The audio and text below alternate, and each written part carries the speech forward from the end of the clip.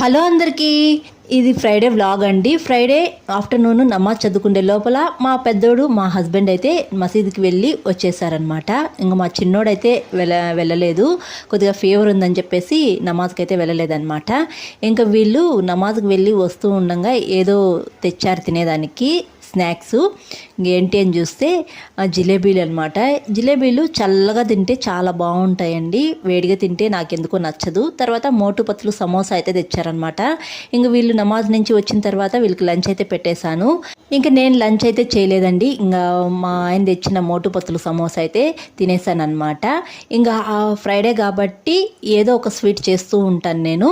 ఇంకా ఈవినింగ్ వచ్చి నేను క్యారెట్ సగ్గుబియ్యం వేసి కీర్ చేస్తున్నాను అనమాట.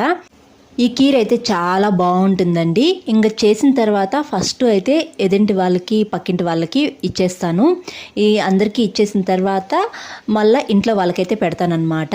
ఇంకా కీర్ అయితే చాలా బాగుండిందండి. ఒక్కోరైతే 2 సార్లు పెట్టుకొని తిన్నారనమాట. ఇంక 2 సార్లు పెట్టుకోవడం వల్ల నాకు లేదు, ఇంకా అందుకే మా హస్బెండ్ అయితే పెడుతున్నారు. అంతే ఈ వీడియో. బాయ్.